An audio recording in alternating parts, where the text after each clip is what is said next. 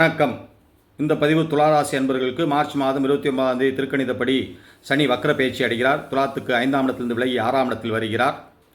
ஆனால் சர்வ சுத்த வாக்கிய பஞ்சாங்கப்படி அடுத்த வருடம் 2026ஆம் ஆண்டு மார்ச் மாதம் தான் சனி பயிற்சி என்று கூறப்படுகிறது. பொதுவாக வாக்கிய பஞ்சாங்கப்படி அனைத்து கோயில்களும் சனி பயிற்சி என்று பூஜை செய்வார்கள்.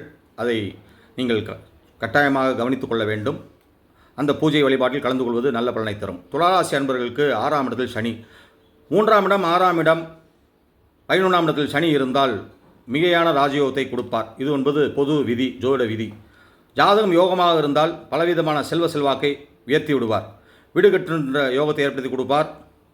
ஒரு தொழிலில் இருந்து கொண்டு இன்னொரு தொழில் செய்கின்ற கூட்டாளி தொழிலோ அல்லது முதலீடோ செய்து லாபத்தை பெருக்கிக் கொள்ளலாம், வருமானத்தை பெருக்கிக் கொள்ளலாம். ஆக கடன் சுமை இருந்தால் அது குறையும்.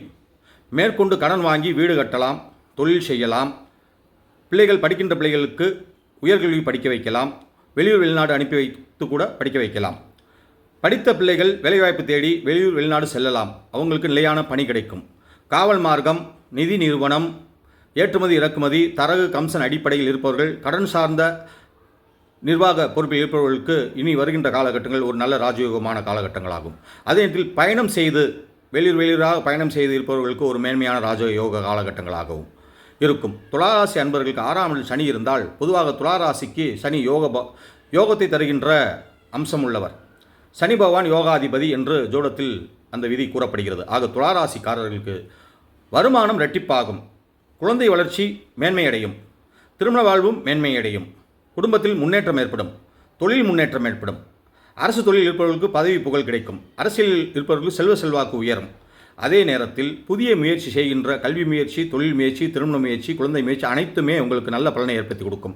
6ஆம் இடத்தில் இருந்தால் சத்ரு ஜெயத்தை ஏற்படுத்தி கொடுக்கும். அதாவது எதிரி தொழிலிருந்து விலகவும் கடன் நிவாரணம் ஏற்படுத்தி கொடுக்கவும் சூழ்நிலை அமையும். அதற்கான வருமானம் உங்களுக்கு தானாகவே உங்களுடைய உழைப்பில் கிடைக்கும். சேமிப்பு உருவாகும்.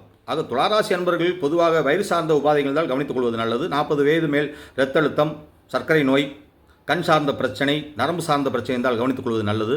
ஆக எந்த தடை வந்தாலும் விலகி மேன்மையான நல்வாழ்க்கை வாழ்வதற்கு இந்த சனி பகவான் வருகின்ற காலகட்டத்தில் அருள்பாலிக்கிறார். ஆகவே உங்களுடைய இஷ்டதெய்வ வழிபாடு, குலதெய்வ வழிபாடு செய்து கொள்வது நல்லது. வாரந்தோறும் சனிக்கிழமை வழிபாடு செய்து கொள்வது நல்லது.